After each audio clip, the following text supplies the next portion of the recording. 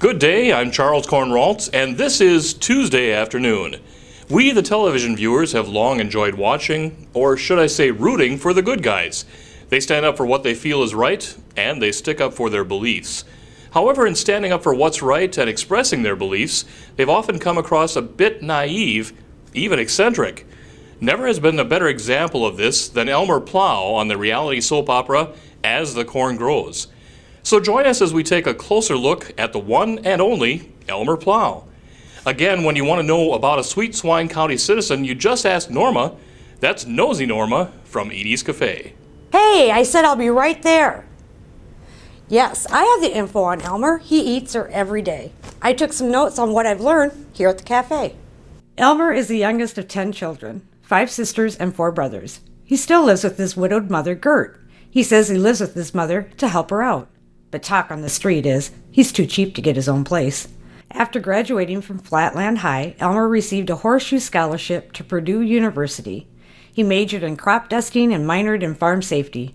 After an unfortunate incident involving a flock of geese, a 1936 biplane, and the hayfield barn, Elmer became a county extension agent specializing in farm safety. He became obsessed with farm safety, eco-friendly living and food, and is painfully shy around women. Afflicted with the rare condition, color phobia, Elmer always wears neutral colors, nothing flashy. Elmer is afraid of geese due to the unfortunate plane incident, bees, he's extremely allergic, and speaking in front of a large group. There's a lot more to the Elmer story, but I didn't write it down because everything else he has done has been highly publicized. I only keep a record of what the average citizen doesn't know. Thanks, Nosy Norma, for your report. Well, as Norma said, much of Elmer's life has been highly publicized. The public brawls, trial for arson, and yes, a kidnapping. Elmer, who is always on a mission to help his fellow citizens, always seems to be oblivious to the interest, even advances by the women around him. Let's take a look. I'm sorry to interrupt, Lawyer Ed, but Elmer Plow is here. Oh, Elmer Plow, he must be early. We're working on this will. We've got some things going on in here. You sure it's time for him to be here? Sure thing. Okay, all right. Well, send him in. Elmer Plow? Oh, he's someone I wanted you to meet. Elmer, come in here, have a seat. Can you move over that way just a little bit more? Oh, okay. Katie, I wanted to have you meet Elmer Plow. Elmer Plow is the Sweet Swine County Extension Agent. Elmer Plow, it is so nice to meet you. The pleasure is all mine. Well, yeah, as I was saying, Aunt Ella left the farmhouse and all the farmland to you. Aunt Ella was worried that you may need some help. Help? Yes, well, running a farm is different than running a magazine. There's a lot of expertise that's needed, and that's what Elmer Plow is here for, is to provide that expertise. Really? Well, so are you a farmer, Mr. Plow? Oh, no, I'm not a farmer, Miss Olson. I'm the county extension agent, and I specialize in farm safety. Safety? Oh, of course. The key to any successful organization is the proper adherence to safety principles. This is a common fact. Since we're going to be working so closely together, perhaps you should call me Katie. Let me tell you something, Miss Olson. Yeah? You have 200 of the best acres in this entire county. With proper management, experienced farm hands, there is no way you will not have a bumper crop in the fall. So are you going to be my farm manager then? No. You don't understand. I am far too busy to manage a farm. I have got all kinds of safety issues in this county. This county is a disaster area. But I have the line on 2 or 3 very good people that will help you in your farming operation. Elmer, you have to listen. We don't have much time. Do you really think Urban Katie can be a farmer? Oh, that Urban Katie, Prairie, she is quite the girl. You should see her face light up when she talks about the farm. And the hair, the long, beautiful, wavy hair, oh. Yes, eyes, beautiful hair, quite the girl. But enough about her.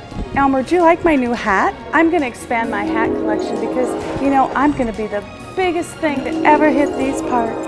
Well, if you get hit and you need parts, go to Hawkins Chev. They'll fix you right up. Elmer, you have to leave now. I'm meeting someone else. You have to. I'm sorry, Prairie Ann, but I gotta go. You're gonna have to eat breakfast with somebody else.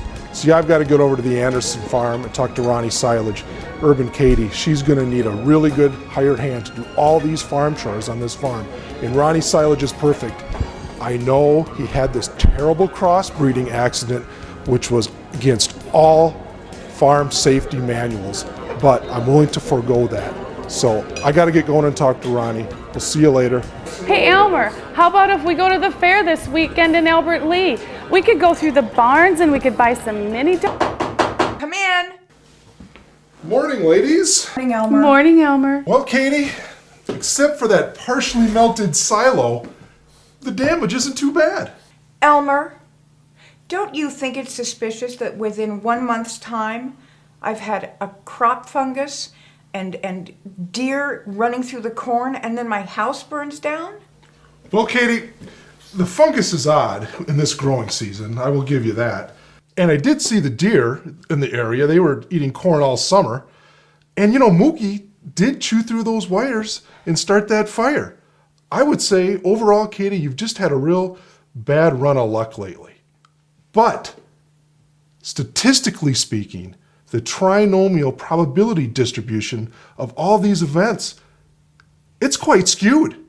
Why, Elmer Plow, I don't think I can discuss combinatoriality before morning coffee.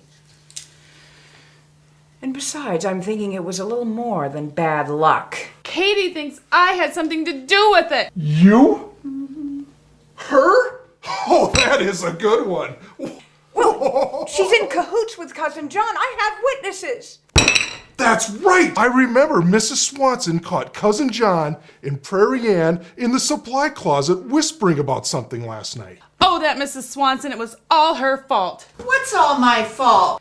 I only met with Cousin John in the supply closet because he called me in to complain that I wasn't working. Well, every time I looked for you, you were somewhere else. Do you swear that Cousin John had nothing to do with starting that fire? Scout's honor. What do you think, Elmer? Well, You do believe me, Elmer, don't you? well, Elmer? Elmer! Well, as you can see to Elmer, being there for others is his mission. But sometimes his being in the wrong place at the wrong time can lead to trouble. So let's take a look. We interrupt this broadcast for a KLUK breaking report. Prairie Ann, are you there? Yes, I'm here at the home of Elmer Plow with Sweet Swine County Officer Dave. Dave, what can you tell me about the situation? This is an ongoing investigation of the New Year's Eve fire at Aunt Ella's, Urban Katie's farm. I thought the fire was ruled accidental by Kat. That was a rumor started by Mr. Plow, but never substantiated. A subsequent witness has come forward, and now all evidence points to deliberate arson. So, are you here to get the final safety inspection reports from Elmer? No, sadly I'm here to arrest Elmer for the crime.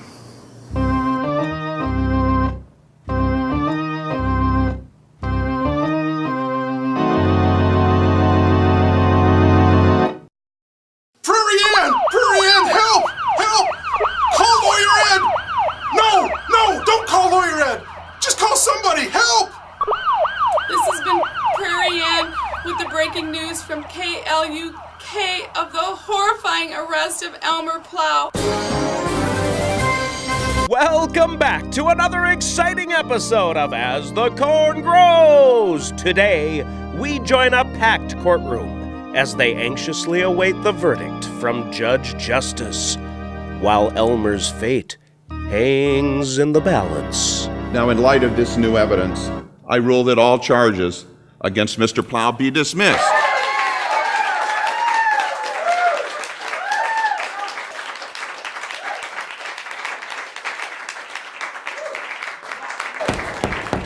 The court wants to thank the jury for their service, and court stands adjourned. Wow, that was a close one. Even though he's found innocent, it's not going to look good on his resume. You would think that Elmer would keep a low profile for a while, but no. When he goes to the Sweet Swine County picnic, farm safety was the last thing on his mind. And after the picnic, well, let's just say he's got some explaining to do. Well, now that the girls are busy discussing who's wearing what, who's here with who, I got a little bone to pick with you. Well, you should, Cousin John, because I spent half my day in Split Hoof at your chicken operation doing a farm safety inspection. And let me tell you something, you should be ashamed of yourself. Ashamed nothing. That place is so simple to run, a monkey could do it. Monkeys? You got monkeys working there? Where were they when I was there? Hiding up in the trees? I'm not hiring monkeys, you moron. That's a figure of speech. Chicken Safety Board says I gotta pay a $50,000 fine and have my equipment up to snuff in 30 days, or they're gonna yank my operation. Well, let me tell you, 50,000's nothing for what I saw. In that report, I sent that off to the man in St. Paul. You gotta deal with him, and you know who he is? He's the chicken man. Why, you narrow-minded, khaki-clad son of a... I ought to give you a good thrashing. Hey, listen, violence never solved anything, Cousin John. Maybe not, but if I'm gonna have to pay thousands of dollars for a safety inspection, I'm gonna get my money's worth beating you silly. Now, I'm warning you, I am light on my feet, and I'm a master of kamikaze martial arts. Yeah, be master all you want. One good punch, you're gonna be down crying, running home, have mama kiss it, make it better.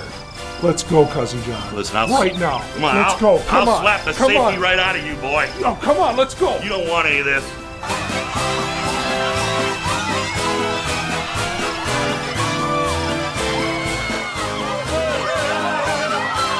Let's go right now. Let's right now.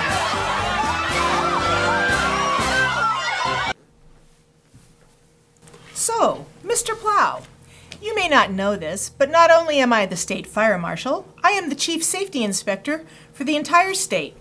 Oh, I know who you are, Mrs. O'Malley. It's Miss O'Malley, and you may call me Chief. Okay, Chief. I'm Elmer. Well, the purpose of this visit today is to conduct your annual performance review. Performance review? That's right. Usually Sam Davis does my performance review, and now you're here. I guess I don't understand. What gives? Would you like a cup of coffee, Mr. Plow? I mean Elmer. Sure, that'd be nice, thank you. Gloria, would you get Mr. Plow a cup of coffee, please? Now, I understand your confusion, Elmer, but a number of instances have come up that have raised some red flags during the past year. Red flags? Yes, red flags.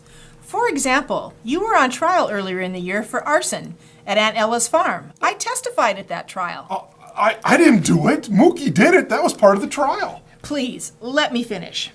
Then I was informed that you were seen publicly brawling with one of Sweet Swine County's most prominent citizens. Oh, I can explain that. Please, what possible explanation could you have for fighting in public at Aunt Ella's Sweet Swine picnic? He started it. I didn't start it. He started it? That's your explanation? Yeah. Mr. Plow, I have wrestled with more issues regarding you this year than any other county inspector. But there are no buts, Mr. Plow. I've spoken to Mr. Davis, and we are in agreement. No but. Reassigned?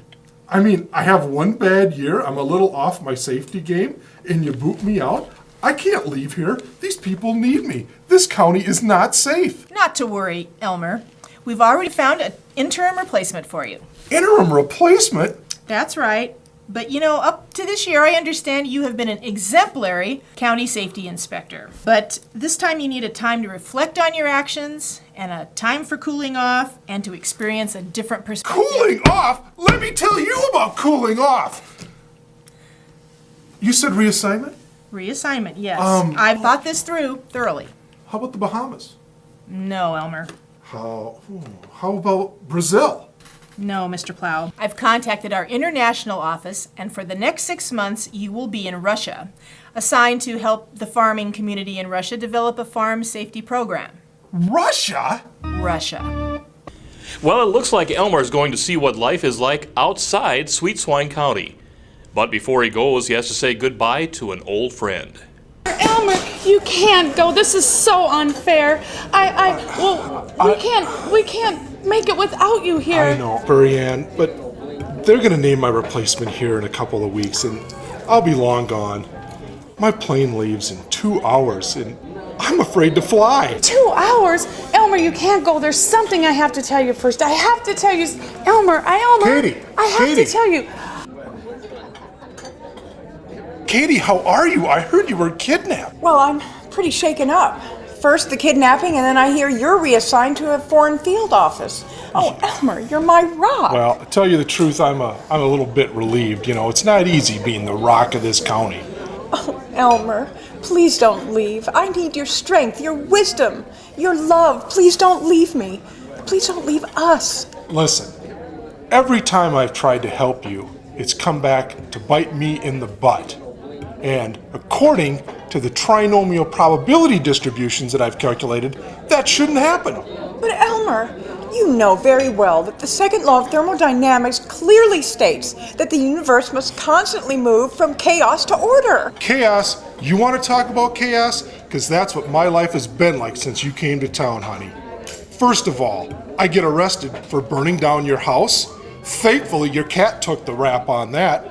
And then the picnic. Oh, who can forget the picnic? I get goaded into fighting with the biggest resident of this county, Cousin John. Don't tell me about chaos to order. I'm living it. I had nothing to do with that, Elmer. I'm going to Moscow. I'm through with everything here. All I want is peace and out of this chaos. This has to do with Natasha, doesn't it? No, it doesn't. Do you know what I'm talking about? Well, Elmer, I don't know what I'm going to do without you. That is your misfortune. Oh, Elmer, what am I going to do? Where am I going to go? Frankly, my dear, I don't give a damn. I guess Elmer told her. But when he needs help to get out of Russia, does anyone care? And when he gets home, will he be able to forgive and forget? This is a KLUK call from a Mr. Elmer Plow. Will you accept the charges? Well, I suppose so. Go ahead, sir. Katie, before you say anything, I want to apologize for the way I acted at that Bon Voyage party. Well, you know, Elmer, you really hurt my feelings. I know. I acted like a jerk, and I thought about it for the entire flight. You know, what you said made a lot of sense in the light of day. No, Katie, please. I was way out of line. Yes, you were. But you know, I've put all that behind us now, and I'm seeing a wonderful doctor, so everything's terrific. But Katie, I need you. What's that, Elmer? You're breaking up. I need your help, Katie. It's not safe here. You know they had Chernobyl over here, don't you? I need you to talk to State Safety Inspector Daphne O'Malley for me and convince her to get me out of here. What's that, Elmer? You're breaking up? Something about you want me to ask Daphne O'Malley to transfer you to Chernobyl? No. Elmer? Hello? This is a KLUK call from a Mr. Elmer Plow. Will you accept Elmer? the charges? Yeah, I'll accept. Go ahead, sir. Prairie Ann. Oh, Elmer, I can barely hear you. Speak up. It's these Russian phones. But gee, it's great to hear your voice again. Elmer, is something wrong? No. I mean, yes, everything's wrong. It's cold, it's lonely, and it's not safe here. Oh, that's too bad. Did you have a safe flight? Safe? Are you kidding?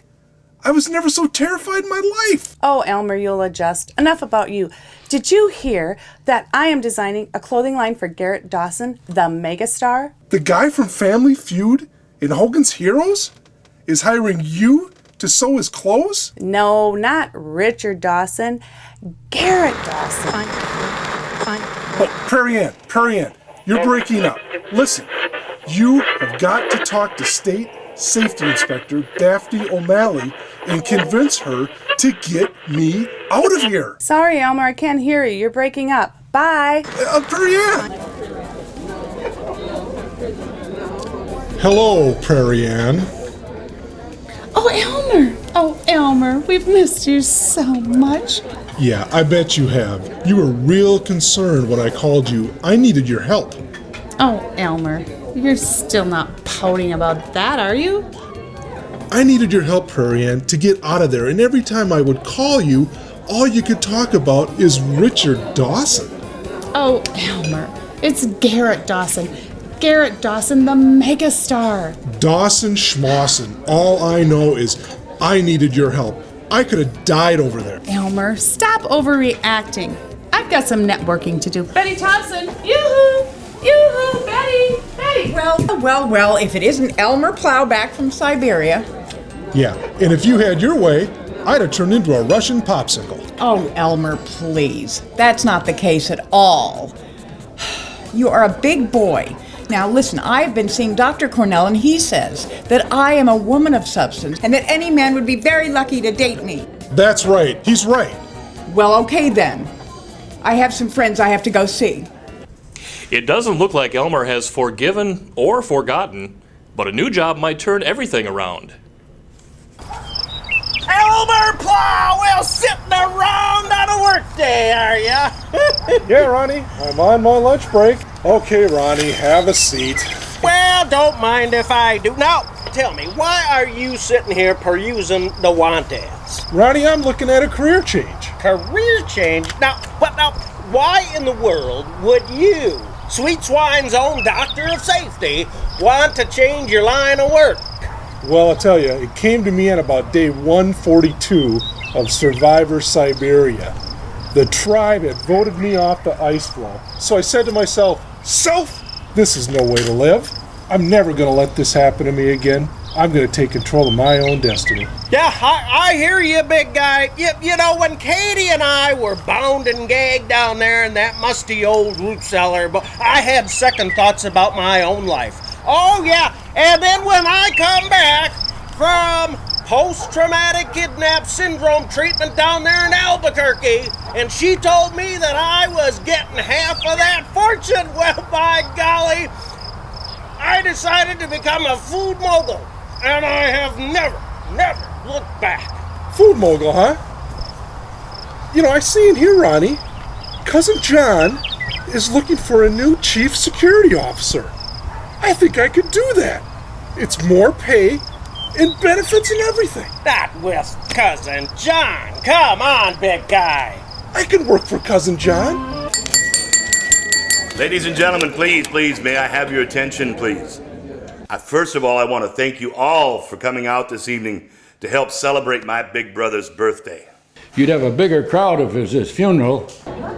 What? Who said that awful thing? Officer Dave, escort that gentleman out of here. Sure thing, Mr. Lee. Hey, where did he go? Now, as I was about to say, please join me in welcoming the man of the hour, my big brother, John Robert Olson. John! Oh my! John's been shot. Someone please call an ambulance, quick! My son's been shot! Oh, Johnny, speak to me, please! Give it to me straight, Doc. I can take it. I'm sorry, Mr. Plow, but the test results came back negative. Negative? Negative? Oh my God, it's negative. What am I gonna do? I knew as soon as I became successful, I'd be stricken down right here in Sweet Swine County by a magic bullet. Please tell my mother I love her. Please. Calm down. Oh my. I started to tell you that I double-checked all of the data, and there just doesn't seem to be any doubt. You're as healthy as a horse. A horse? I'm turning into a horse? No, I'm as healthy as a horse? You're healthy as a horse. But what about the bullet? Right here, I felt it. That was cast off from Cousin John's hit. The blood! The blood was his. Oh, excuse me. I could come back later. No, Miss Meade. I'm glad that you're here. There's been some new developments. New developments? Oh, yes, Mr. Olson has been in a coma for over 24 hours now. Well, when is he going to come out of it, Doc? Well, he's starting to respond to external stimulus. Well, that's a good sign, isn't it, Doctor? Yes, that's a very good sign. But a man with this type of injury should have regained consciousness a long time ago. Well, what are you trying to say, Doctor? Well, we're hoping for the best, but I would be remiss if we did not prepare you for the worst. Oh, Dr. Gus, you're not saying... Well, it looks like Elmer's new job is not going so well. Maybe he should just concentrate on watching Little John. Do you have any threes? When's my dad gonna get out of his coma? Oh, any day now. I'm sure of it, kid. Go fish. I'll be right back. Don't cheat. May I help you? Yes, my very tall friend. I've come to take Little John back. Mom? Stay put, little John. I will take care of this. Go pack your bags. Our plane leaves in an hour. Stay right there, little John. Hurry, little John, hurry. Okay, my misguided friend, now you have a seat. I'm gonna warn you, I've got a black belt in karate, and I'm not afraid to use it. Oh, your mother must be so proud. But I have a gun. So sit and put your hands behind your back. You are making a big mistake. I'm telling you, a big mistake. Little John is much better off with Cousin John. He is mine, and I will have him back. What's wrong with Elmer? Oh, he said something about wanting to take a little nap. In a chair?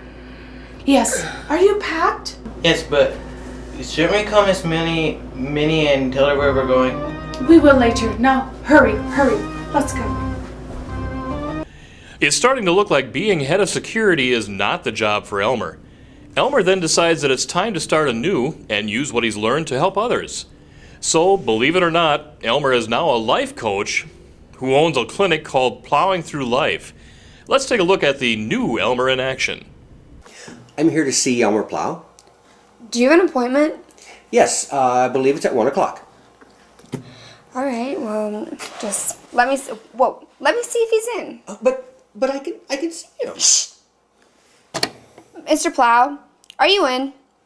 Is this thing working? Take your finger off the button. Sorry. Do you have an appointment with a Mr. Silo. Earl Silo. Mr. Silo? Earl Silo. Take your finger off the button. Yes, I do. Please send him in. You can go in. Thank you. Come in, Earl. Have a seat. Why, thank you, Mr. Plow. What can I help you with today, Earl? Well is a very deep subject. What? Earl, you never start a sentence with well. It makes you look weak, and we don't want to be weak now, do we, Earl? No, we don't. Let me ask you something. How long have you worked for Cousin John? I suppose maybe 10 years. And do you like working for Cousin John? Well, I guess so. You guess? Is this your dream job? Do you wake up every morning, Earl, and say to yourself, Self, I can't wait to get up today and play second banana to this overgrown chicken farmer, Cousin John? No. No, of course you don't, Earl. You have dreams. I do? I do. Yes, you do. I want you to take this piece of paper, and I want you to write down on here your dreams, your desires, and your aspirations. Dreams? Just right. You know, Earl, everyone has dreams, but unless you act on those dreams, you end up wasting away in a dead-end job. You need the Elmer Plow 5-step program. And you know what we call that program? What? Plowing Through Life. Do you think you can handle plowing through life, Earl? Yes. Not well, but yes. Good. Yes. That's a good answer. Well, there you have it. There's a new plow in town, Elmer Plow, and he's truly plowing through life. This has been Charles Cornralt. Thank you for watching Tuesday Afternoon.